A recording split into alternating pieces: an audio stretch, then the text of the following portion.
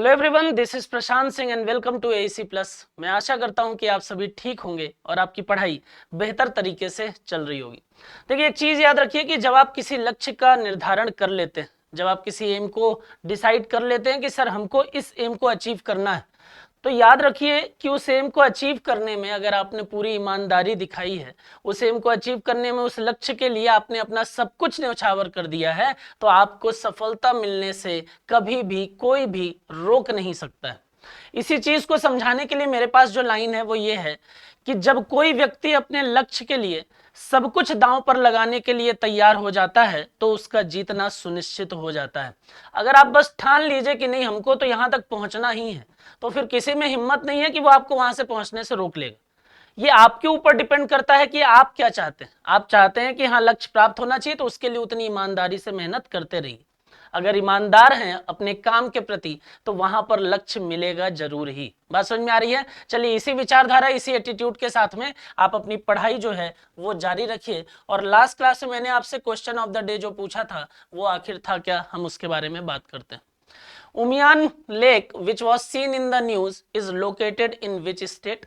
उमियान झील जो खबरों में थी किस राज्य में स्थित है? देखिए, उमियान झील की या उमियान लेक की जब हम बात करते हैं तो याद रखिएगा कि उमियान लेक जो है वो कहाँ है, तो वो मेघालय में है। राइट। इसकी खास बात यह है कि इस झील की इंटरेस्टिंग चीज यह है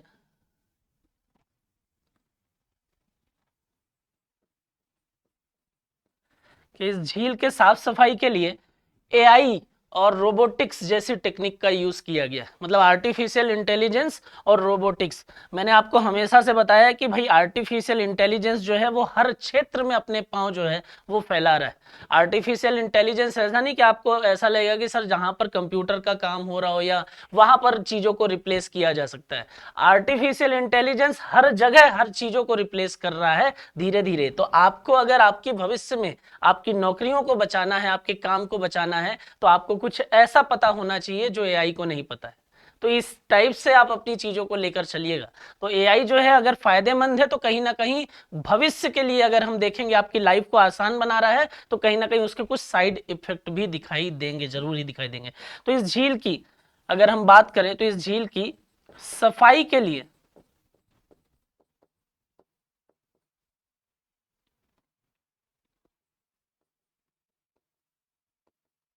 आर्टिफिशियल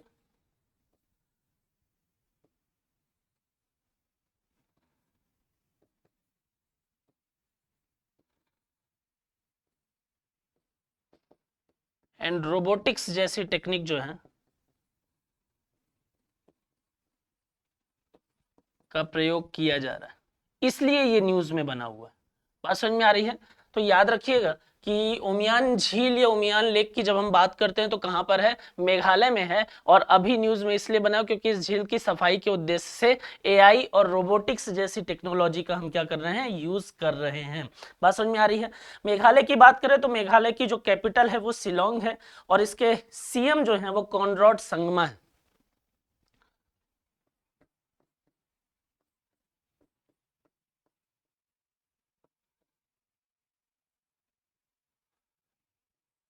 एक पॉइंट ये भी जरूर याद रखें, और इसकी कैपिटल जो है वो शिलोंग। ठीक है, तो इसमें इतने पॉइंट जो है वो आपको याद रखना है।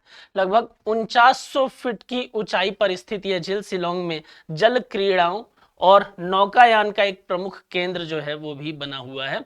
मेघालय ने अपनी उमियान झील को साफ रखने के लिए आर्टिफिशियल इंटेलिजेंस सक्षम रोबोटिक टेक्नोलॉजी का प्रयोग जो है वो किया है। तो इतनी चीजें आपको इसमें पता होनी चाहिए थी। बात समझ में आ रही है? आइए देखें हमारा जो आज का पहला क्वेश्चन है, क्वेश्चन नंबर 1, वो क्या बोल रहा है। क्वेश्चन नंबर 1 की जब हम बात करते हैं तो क्वेश्चन नंबर 1 जो बोल रहा है वो बोल रहा है कि where is the world wrestling championship 2023 going to be held? विश्व कुश्ती चैंपियनशिप 2023 कहां आयोजित होने जा रही है? तो 16 से 24 सितंबर अगर आप देखेंगे तो 16 से 24 सितंबर तक ये चैंपियनशिप जो है वो देखने को मिलेगी। और कहां पर? तो सर्बिया के बेलग्रेड में। ठीक है, तो ये कहां पर होने वाली है? ये होने वाली है 16 से 24 सितंबर। और कहां होगी? ये होगी सर्बिया के राजधानी, याद रखिएगा इसको, ठीक है, सर्बिया की राजधानी बेलग्रेड में। बात समझ में आ रही है? तो ये कहां पर होने वाला है? सर्बिया की राजधानी बेलग्रेड में। तो इसका राइट आंसर जो है वो क्या हो जाएगा? सर्बिया हो जाएगा।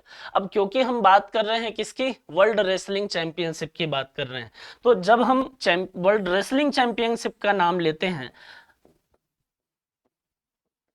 ठीक है, जब हम वर्ल्ड रेसलिंग चैंपियनशिप का नाम लेते हैं तो यहां से कुछ टाइम पहले जो है वो चीजें काफी न्यूज में बनी हुई थी। अब क्या चीजें न्यूज में बनी हुई थी? तो याद रखिए कि अभी कुछ समय पहले ही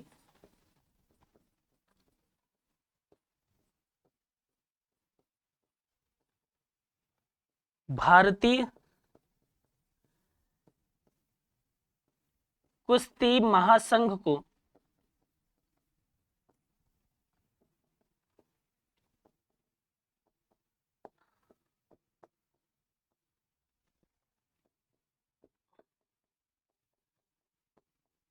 अस्थायी रूप से, टेम्परेरी बेसिस पर अगर हम देखें तो अस्थायी रूप से निष्कासित कर दिया गया था। किसको? रेसलिंग फेडरेशन ऑफ इंडिया को। बात समझ में आ रही है? अब क्वेश्चन ये उठता है कि सर ये चीज तो हमने भी सुनी थी, ये काफी न्यूज में थी, लेकिन इसका हमको लॉजिक नहीं समझ में आया कि ऐसा क्यों हुआ। मैंने आपको इससे रिलेटेड क्वेश्चन भी कराया और वहां पर भी मैंने आपको बताया था कि भारतीय कुश्ती महासंघ का जो अध्यक्ष का चुनाव होता है, क्योंकि ऐसा रूल है कि एक अध्यक्ष के मतलब उनका कार्यकाल समाप्त होने के 45 दिनों के अंदर दूसरे अध्यक्ष का चुनाव जो है वो हो जाना चाहिए, क्योंकि 45 दिनों के अंदर किसी भी प्रकार से दूसरे अध्यक्ष का चुनाव नहीं हुआ। इसलिए वर्ल्ड रेसलिंग अगर हम बात करें तो विश्व कुश्ती महासंघ ने क्या किया है? विश्व कुश्ती महासंघ ने भारतीय कुश्ती महासंघ को, रेसलिंग फेडरेशन ऑफ इंडिया को अस्थायी रूप से निष्कासित कर दिया है। बात समझ में आ रही है? तो ये काफी न्यूज में था। अब दूसरी चीज बताते हैं, 15-45 दिनों तक चुनाव तो हो नहीं पाया, लेकिन सर कौन रिटायर हुआ था? किसका कार्यकाल खत्म हुआ था? तो जिनका कार्यकाल खत्म हुआ था, पूर्व अध्यक्ष जो थे, उनका कार्यकाल आखिरी समय में काफी विवादित भी रहा और उनके कार्यकाल के खत्म होने के कुछ समय पहले ही उनके इस्तीफे की मांग की जाने लगी और उनका नाम था बृजभूषण शरण सिंह।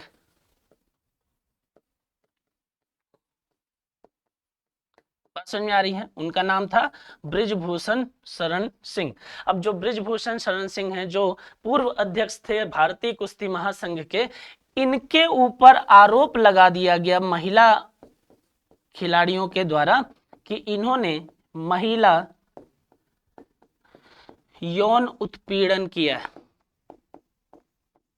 और इस चीज को लेकर कई रेसलर जो हैं वो सड़कों पर आ गए थे और काफी विरोध कर रहे थे और उनका ये कहना था कि जो बृजभूषण शरण सिंह हैं वो अपने पद से इस्तीफा दे दें, लेकिन उन्होंने इस्तीफा नहीं दिया और फाइनली उनका कार्यकाल खत्म हो गया। कार्यकाल के खत्म होने के 45 दिनों के अंदर नया अध्यक्ष का चुनाव हो जाना चाहिए, नहीं हुआ, जिसके लिए विश्व कुश्ती महासंघ ने क्या किया? भारतीय कुश्ती महासंघ को उन्होंने कुछ समय के लिए अस्थायी रूप से अगर बात करें तो निष्कासित कर दिया है। तो ये चीजें भी काफी न्यूज में बनी हुई थी, क्योंकि इसकी बात कर रहे हैं इसलिए ये आपको पता होना चाहिए। बात समझ में आ रही है? चलिए, इतनी चीजें जो हैं वो इसमें आपके लिए जरूरी था, ठीक है।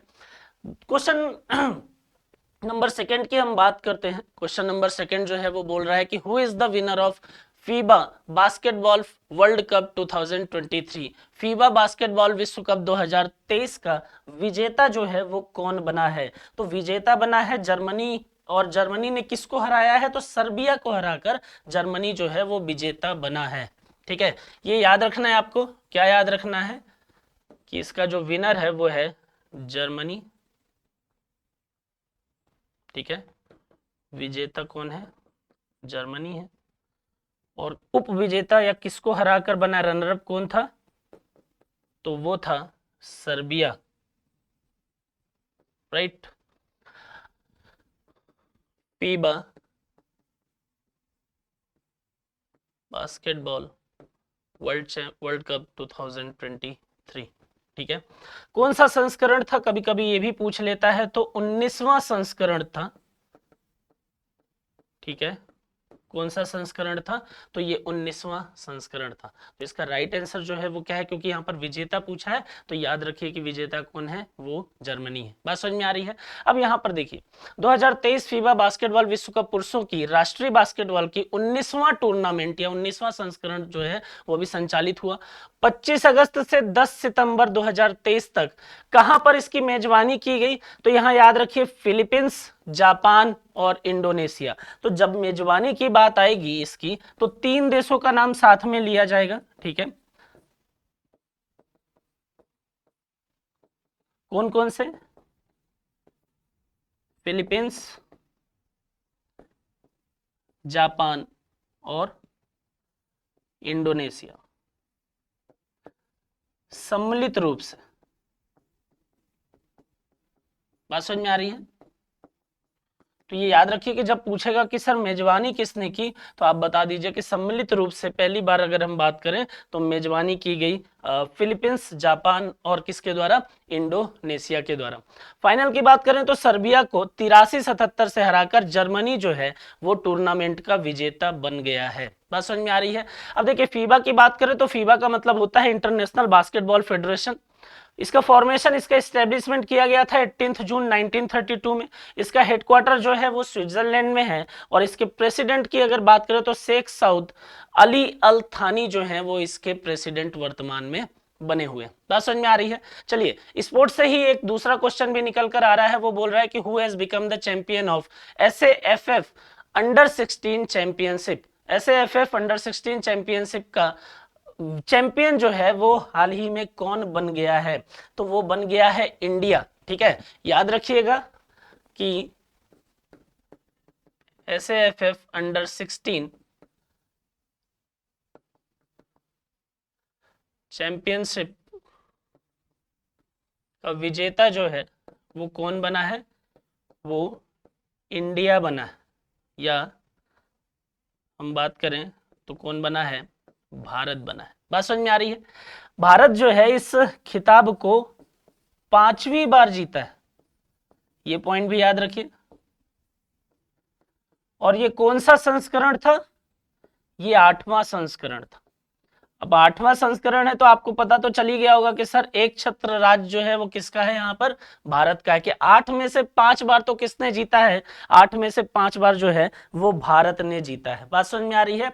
एसएएफएफ को क्या कहते हैं? एसएएफएफ को साउथ एशियन फुटबॉल फेडरेशन कहते हैं, ठीक है। तो एसएएफएफ की अगर बात करें तो साउथ एशियन फुटबॉल फेडरेशन, आप नाम याद रखिए, कभी कभी फुल फॉर्म भी पूछ लेता है। South Asian football federation. और ये चैंपियनशिप का आयोजन जो है वो कहाँ हुआ था? तो इसका आयोजन हुआ था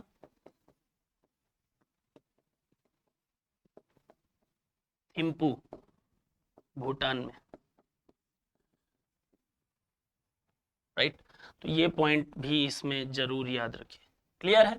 चलिए, तो अंडर 16 किसने जीता है? वो जीता है भारत ने। किसको हराकर जीता है? तो वो बांग्लादेश को हराकर जीता है, ठीक है। क्वेश्चन नंबर 4 की हम बात करते हैं। क्वेश्चन नंबर 4 जो है वो बोल रहा है कि where did union education minister Dharmendra Pradhan inaugurate the Vidya Samiksha Kendra? केंद्रीय शिक्षा मंत्री धर्मेंद्र प्रधान ने कहा विद्या समीक्षा केंद्र का उद्घाटन किया है, ठीक है। अब ये विद्या समीक्षा केंद्र का उद्घाटन जो है वो धर्मेंद्र प्रधान जी ने अभी हाल ही में कहां पर किया है? उत्तराखंड में किया है। विद्या समीक्षा केंद्र, ठीक है, हाल ही में कहां पर किया गया? उत्तराखंड में किया गया, ठीक। इसके माध्यम से होगा क्या? इसके माध्यम से ये होगा कि राज्य के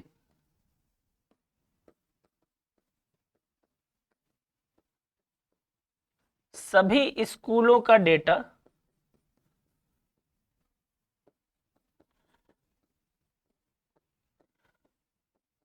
एक क्लिक के माध्यम से प्राप्त किया जा सकेगा। बात समझ में आ रही है? तो इससे क्या समझ में आ रहा है? बोले कि सर अच्छा ये मतलब कि डिजिटलाइजेशन की तरफ बढ़ रहा है। तो ये किसको बढ़ावा दे रहा है? डिजिटलाइजेशन को बढ़ावा।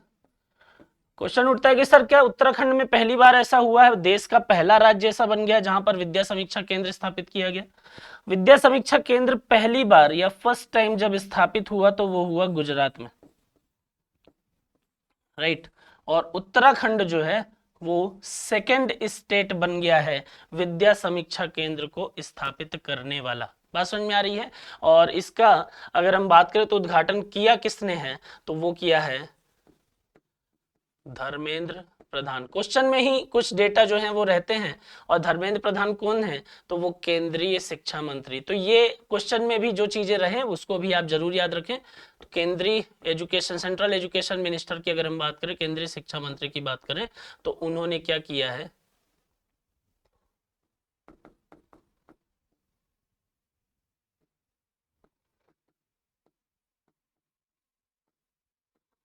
इसका इनॉग्रेशन किया है। बात समझ में आ रही है?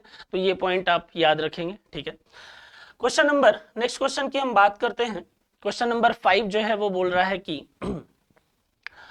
Which of the following department has launched a scheme to recognize internet service providers for their efforts in expanding home broadband fiber connections in rural areas? देखिए, रूरल एरिया में ब्रॉडबैंड फाइबर कनेक्शन की उपलब्धता को आगे बढ़ाने के लिए अगर हम बात करें तो किस विभाग ने कनेक्शन के विस्तार में उनके प्रयासों के लिए, ग्रामीण क्षेत्रों में उनके प्रयासों के लिए इंटरनेट सेवा प्रदाताओं को मान्यता देने के लिए एक योजना की शुरुआत की है? देखिए, कुछ टाइम पहले मैंने आपको एक कॉन्सेप्ट बताया था डिजिटल इंडिया, जिसको डिजिटल इंडिया में का मतलब था कि भाई वर्ल्ड, मतलब कंट्री के लेवल पर अगर हम बात करें तो डिजिटलाइजेशन जो है उसको बढ़ावा दिया जाए, ताकि ज्यादातर क्षेत्रों पर क्या चीजें आ सके, ट्रांसपेरेंसी आ सके। बस बात समझ में आ रही है? तो यहां पर हमने बात किया था कि ट्रांसपेरेंसी को लाने के लिए, यहां पर हमने बात किया था कि ज्यादातर क्षेत्रों में ट्रांसपेरेंसी के लिए, और दूसरा अगर हम देखें तो कनेक्टिविटी, ठीक है। और क्योंकि रूरल एरिया की बात कर रहा है तो रूरल रीच। बात समझ में आ रही है? हालांकि रीच तो किसी भी एरिया से संबंधित अगर बात करेंगे तो आपको दिखाई देगा। तो डिजिटल इंडिया के अंतर्गत अगर आप देखेंगे तो भारत नेट का कॉन्सेप्ट जो है वो लाया गया था, और उसके अंदर ये बोला गया था कि भाई जितने भी गांव हैं उन गांवों को ऑप्टिकल फाइबर कनेक्शन के द्वारा हम क्या करेंगे, ब्रॉडबैंड के माध्यम से उनको कनेक्टिविटी जो है वो प्रोवाइड करेंगे, और वो गांव जो है, वो एरिया जो है, वो भी इंटरनेट के जरिए पूरे तरीके से एक दूसरे से कनेक्ट हो जाएंगे। बात समझ में आ रही है? तो यहां पर क्या क्या चीजें, क्या क्या फायदा हो रहा है, रूरल रीच जो है वो बढ़ रहा है, कनेक्टिविटी उनके साथ में बढ़ रही है, चीजों में ट्रांसपेरेंसी जो है वो देखने को मिल रही है। अब क्वेश्चन उठता है कि जो ये इंटरनेट सर्विस प्रोवाइडर हैं उनको एक तरीके से अगर देखें तो मान्यता देने के लिए जो योजना है, जो स्कीम है, वो किसने शुरुआत की है, तो वो शुरुआत की है डिपार्टमेंट ऑफ टेली कम्युनिकेशन ने। बात समझ में आ रही है? और डिपार्टमेंट ऑफ टेली कम्युनिकेशन में अगर मैं बात करूं, या अगर मैं ये बोलूं कि सर संचार मंत्री है, इस डिपार्टमेंट के मिनिस्टर कौन है, मिनिस्ट्री के मिनिस्टर, तो संचार मंत्री जो हैं वो हैं अश्वनी वैष्णव जी। बात समझ में आ रही है? तो ये भी पॉइंट जो है वो इसमें आपको याद रखना पड़ेगा। तो बाकी चीजें जो है वो यहाँ पर मैंने बता दिया, तो याद रखिए कि इससे फायदा क्या होने वाला है, कुछ इस प्रकार के फायदे आपको देखने को मिलेंगे। बात समझ में आ रही है? चलिए क्वेश्चन नंबर 6 की हम बात करते हैं। क्वेश्चन नंबर 6 क्या बोल रहे हैं, in which of the following states 108 people who came from Pakistan have been granted Indian citizenship? निम्नलिखित में से किस राज्य के द्वारा पाकिस्तान से आए 108 लोगों को भारतीय नागरिकता प्रदान की गई है? देखिए, अगर हम भारत की नागरिकता की बात करें तो इससे संबंधित अपने अलग अलग नियम है, लेकिन अभी अगर देखेंगे आप तो 2016-18 जो गजट नोटिफिकेशन था, ठीक है, 16-18 का जो गजट नोटिफिकेशन था उसके अंतर्गत क्या बोला गया, उसके अंतर्गत बोला गया अफगानिस्तान, बांग्लादेश, पाकिस्तान, इन 3 जगहों से, ठीक है, इन 3 जगहों से जो भी अल्पसंख्यक निष्कासित होते हैं या बहिष्कृत होते हैं,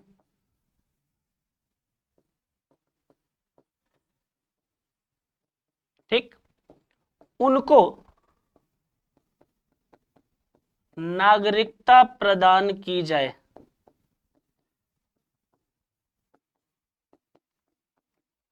उनको क्या किया जाए? नागरिकता प्रदान की जाए। और लगभग अगर हम गुजरात सरकार की बात करते हैं तो गुजरात गवर्नमेंट ने अभी तक 1200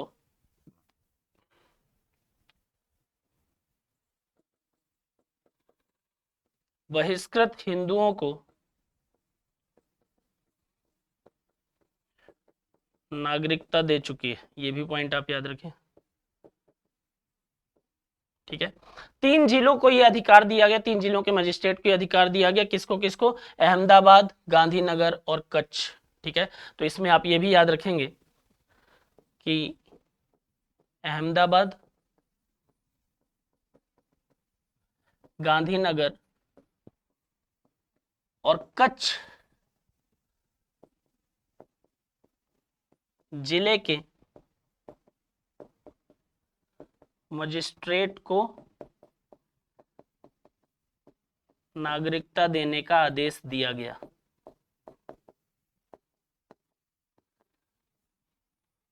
बात समझ में आ रही है? तो इसमें आप ये याद रखिए कि 2000 अभी अगर आपसे पूछे कि 108 लोगों को भारतीय नागरिकता किसने प्रदान की है, तो वो प्रदान की है गुजरात गवर्नमेंट ने। और गुजरात गवर्नमेंट की अगर बात करें तो अभी तक लगभग 1200 बहिष्कृत हिंदुओं को उसने नागरिकता जो है वो दे चुकी है। 2016 और 2016-18 का जो गजट नोटिफिकेशन आया था उसके अंतर्गत ये बोला गया कि अहमदाबाद, गांधीनगर और कच्छ जिले के जो मजिस्ट्रेट हैं उनको ये आदेश दिया गया कि आप क्या करिए, जो अफगानिस्तान, बांग्लादेश और पाकिस्तान के अल्पसंख्यक है, और वहां पर अल्पसंख्यक कौन है? वो हिंदू है। तो यहां जब हम बात करते हैं तो इनके जो अल्पसंख्यक हैं जो बहिष्कृत कर दिए गए हैं, उन बहिष्कृत अल्पसंख्यकों को आप क्या करिए? नागरिकता प्रदान कीजिए। बात समझ में आ रही है? कहां तक सही है, क्या है? इस पर अलग से कभी हम सोशल इश्यूज पे बात करेंगे तो चर्चा कर लेंगे। आपके लिए फिलहाल जो चीजें जरूरी हैं वो अभी इतनी ही जरूरी है। बात समझ में आ रही है? चलिए क्वेश्चन नंबर 7 की हम बात करते हैं। क्वेश्चन नंबर 7 जो है वो बोल रहा है who has recently taken over as the secretary of ministry of mines. ठीक है, अभी हाल ही में अब अगर आप देखेंगे तो मिनिस्ट्री ऑफ माइंस के अंतर्गत जिन्होंने सेक्रेटरी का पदभार संभाला है उनका नाम है VL कंथा। राइट, और इसमें एक चीज और याद रखिए कि जो खान मंत्री हैं या मिनिस्टर ऑफ माइंस हैं,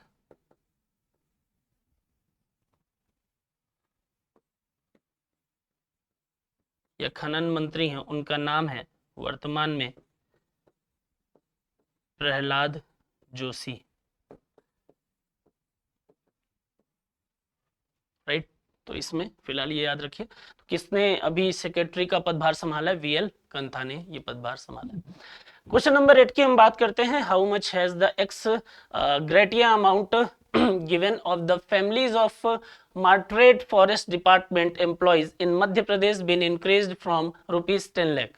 मध्य प्रदेश में शहीद वन विभाग के कर्मचारियों के परिवारों को दी जाने वाली अनुग्रह राशि 10 लाख रुपए से बढ़ाकर कितनी कर दी गई है? तो वो बढ़ाकर कितनी कर दी गई है? अगर आप अमाउंट की बात करेंगे तो अमाउंट याद रखिए कितना कर दिया गया है? 25 लाख रुपए। बात समझ में आ रही है? और 25 लाख रुपए के साथ साथ इसमें कुछ और भी चीजें यहां पर ये क्या बोला गया कि ऐसे लोग जो हमारे पारिस्थितिकी, हमारे वन्य जीव और वन्य संपदा के संरक्षण करते हुए अगर वो शहीद हो जाते हैं तो पहले ये प्रावधान था कि उनके परिवारजनों को 10 लाख रुपए का सहायता जो है वो प्रदान किया जाएगा, जिसको अभी हाल ही में MP के CM शिवराज सिंह चौहान ने इंक्रीमेंट करके कहां तक पहुंचा दिया? 25 लाख रुपए तक पहुंचा दिया। अब इसके बाद ये तो किसकी बात हो गई? ये तो शहीदों की बात हो गई। लेकिन जो एम्प्लॉय अभी वर्किंग एम्प्लॉय हैं, जो कार्य कर रहे हैं, उनके लिए अगर हम बात करें तो उनके लिए भी 2 पॉइंट यहां पर देखने को मिलेंगे कि अगर हम बात करें तो आपके यूनिफॉर्म के लिए 5,000 रुपए और न्यूट्रिशियस फूड के लिए 1,000 रुपए भी प्रदान किया जाएगा। बात समझ में आ रही है? तो इसमें ये भी याद रखिए, चुनाव का दौर है, घोषणाएं जो हैं वो बहुत ज़्यादा हो रही हैं एमपी की। अगर आप बात करेंगे तो चाहे वो स्टूडेंट को लेकर हो, टीचर्स को लेकर हो, या फिर शहीद को लेकर हो, मतलब गवर्नमेंट जो है, अभी वर्तमान गवर्नमेंट जो है वो किसी भी फील्ड को छोड़ना नहीं चाहती है। लेकिन आपके लिए जरूरी क्या है, चुनावी दौर है, उसमें आपको इस प्रकार की चीजें देखने को मिलेगा ही। जो करंट में गवर्नमेंट है वो भी, और जो आना चाहती है वो भी, इस तरीके की वादे जो है, इस तरीके की चीजें आपके सामने दिखाई देंगे, ठीक है। लेकिन आपके लिए जरूरी भी हो जाता है और आपके लिए इंपॉर्टेंट हो जाता है कि ये जो योजनाएं आ रही हैं इनको आप ध्यान में रखें, है ना। लाडली बहना, लाडली आवास योजना, जो भी करंट में चल रही है उनको आप ध्यान में रखें, क्योंकि आपका एग्जाम जो है वो यहीं से निकलेगा। एग्जाम निकलने के बाद फिर आपको फायदा जो है वो इन योजनाओं का आगे चलकर भविष्य में मिल सकता है। बात समझ में आ रही है? तो अभी योजनाएं जो चल रही हैं या जो घोषणाएं हो रही हैं उन पर विशेष तरीके से ध्यान जरूर रखिए। क्वेश्चन नंबर 9 की बात करते हैं, व्हेन वाज हिंदी दिवस सेलिब्रेटेड इन इंडिया। देखिए यहां पर क्या पूछ रहा है, भारत में, ठीक है। जब भारत में पूछेगा तो आप क्या बोलेंगे, 14 सितंबर। तो भारत की जब बात करते हैं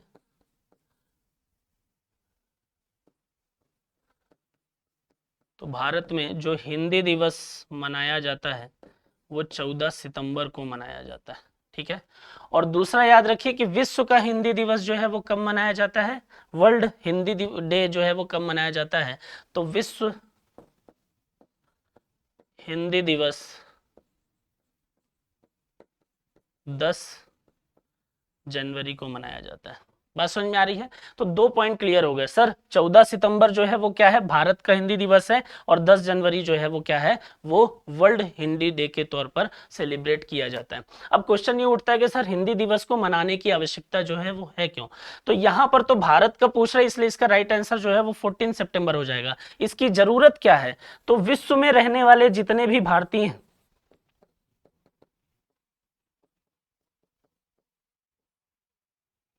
विश्व में रहने वाले जितने भी भारतीय हैं, उन भारतीयों को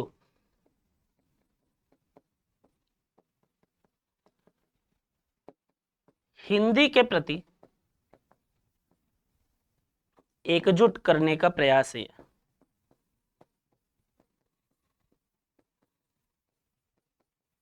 बात समझ में आ रही है? तो अगर आपसे पूछे क्यों मनाया जाता है तो उसका उद्देश्य जो है वो यहाँ पर आपको दिख जाएगा। अब क्वेश्चन ये उठता है कि सर क्या हिंदी जो है वो कितनी प्रबल भाषा है। तो हिंदी की प्रबलता को समझाने के लिए मैं सिर्फ 2 चीजें आपको बताना चाहता हूं कि हिंदी जो है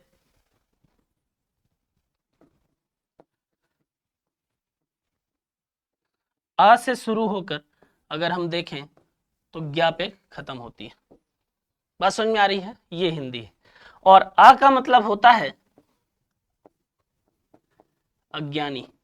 तो एक ऐसी भाषा जो अज्ञानी को, ज्ञा का मतलब होता है जब समाप्त होती है तब उसको कहते हैं ज्ञानी बनाकर छोड़ती है। बात समझ में आ रही है? तो हिंदी की प्रबलता को बताने के लिए ये वर्ड, 2 वर्ड जो हैं वो अपने आप में काफी हैं कि एक ऐसी भाषा जो अज्ञानी को ज्ञानी तक पहुंचाने का कार्य करती है, उसी को हम क्या बोलते हैं, उसी को हम हिंदी बोलते हैं। तो गर्व कीजिए, गर्व कीजिए अपनी भाषा पर। दूसरों की भाषाओं को, या अगर ये सोचते हैं कि हम अगर इंग्लिश बोलते हैं या दूसरी लैंग्वेज का यूज करते हैं तो हमारी परिस्थिति जो है, हमारा सम्मान जो है वो बहुत बेहतर हो जाएगा, तो ऐसा कुछ भी नहीं है। आप अपनी भाषा पर गर्व करिए, उसके साथ साथ आप दूसरी भाषाओं का भी सम्मान करिए। बात समझ में आ रही है? तो हिंदी जो है वो अपने आप में गर्व करने वाली भाषा है, और हिंदी ही अज्ञानी को ज्ञानी की तरफ या ज्ञानी बनाकर या ज्ञानी बनाने का कार्य जो है वो करती है। तो याद रखिए, भारत में हिंदी दिवस 14 सितंबर और विश्व में हिंदी दिवस 10 जनवरी को सेलिब्रेट किया जाता है। बात समझ में आ रही है? क्वेश्चन नंबर 10 की हम बात करते हैं। ये अपने आप में इंपॉर्टेंट क्वेश्चन है, ठीक है। काफी चीजें इसमें आपको याद रखनी पड़ेंगी, ठीक है। क्वेश्चन नंबर 10 बोल रहा है कि हाल ही में आचार्य विनोबा भावे की जयंती जो है वो कब मनाई गई है। When was the birth anniversary of Acharya Vinoba Bhave celebrate recently. देखिए जब मतलब जयंती की हम बात करते हैं तो 11 सितंबर को मनाई गई, ठीक है, हाल ही में 11 सितंबर, ठीक। क्योंकि इनका जो जन्म हुआ था वो 11 सितंबर 1895 को हुआ और इनकी मृत्यु हुई 15 नवंबर 1982। तो इनके जन्म दिवस पर इनकी जयंती जो है वो मनाई जाती है। यहाँ पर आपको दिखेगा कि 11 सितंबर को हाल ही में हमने क्या किया है, आचार्य विनोबा भावे की जयंती सेलिब्रेट की। ठीक है, तो इसका राइट आंसर जो है वो क्या हो जाएगा, 11 सितंबर हो जाएगा। अब जब आचार्य विनोबा भावे की बात कर रहे हैं तो कुछ चीजों इनके बारे में आप देख लीजिए। इनका मूल नाम जो है विनायक नरहरि भावे था। इनका मूल नाम विनायक नरहरि भावे था। ठीक है, एक पॉइंट याद रखिए। दूसरा याद रखिए कि फ्रीडम फाइटर,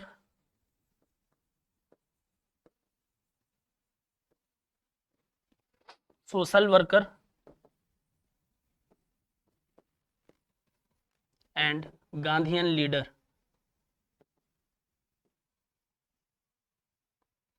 ठीक है, के तौर पर विनोबा भावे की पहचान जो है वो की जाती है। स्वतंत्रता सेनानियों के रूप में, सामाजिक कार्यकर्ता के रूप में और गांधी वादी विचारधारा वाले नेता के रूप में इनकी पहचान की जाती है। इनका एक और नाम जो है या आप उपाधि समझ लीजिए, इनको नेशनल टीचर ऑफ इंडिया के नाम से भी जाना जाता है। ठीक है, नेशनल टीचर ऑफ इंडिया। ठीक, इनको पुरस्कार की अगर हम बात करते हैं तो 1958 में रेमन मैग्सेसे पुरस्कार पाने वाले ये पहले भारतीय थे। 1958 रेमन मैग्सेसे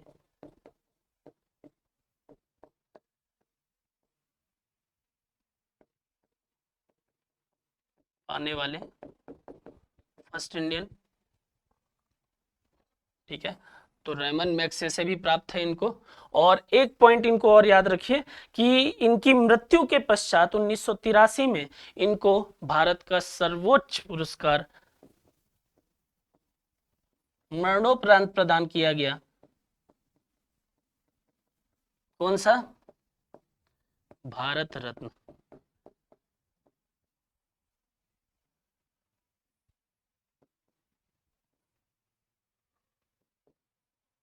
ठीक है, तो याद क्या रखना है, आचार्य विनोबा भावे 11 सितंबर जयंती मनाई जाती। मूल नाम है विनायक नरहरि भावे, नेशनल टीचर ऑफ इंडिया के नाम से जाने जाते हैं। 1958 में रेमन मैग्सेसे पुरस्कार से सम्मानित किया गया, ऐसा पाने वाले पहले भारतीय बन गए। और मरणोपरांत एक साल के बाद अगर आप देखेंगे 1982 में इनकी मृत्यु हुई और 1983 में इनको मरणोपरांत या मृत्यु के पश्चात भारत रत्न से सम्मानित किया गया।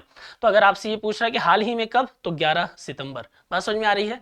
चलिए, ये आज के हमारे 10 क्वेश्चन थे। आपके लिए जो क्वेश्चन ऑफ द डे है वो ये कि who has been approved by the Reserve Bank of India as the MD and CEO of ICICI bank from October 4 2023 to October 3 2026। भारतीय रिजर्व बैंक ने 4 अक्टूबर 2023 से 3 अक्टूबर 2026 तक आईसीआईसीआई बैंक के एमडी और सीईओ के रूप में किसे मंजूरी दी है। बात समझ में आ रही है। रीअपॉइंटमेंट की न्यूज जो है वो ये है, इसको देखिए, ढूंढिए और कमेंट करके मुझे बता दीजिए। बाकी आप पढ़ाई करते रहिए, खुश रहिए। Thank you so much.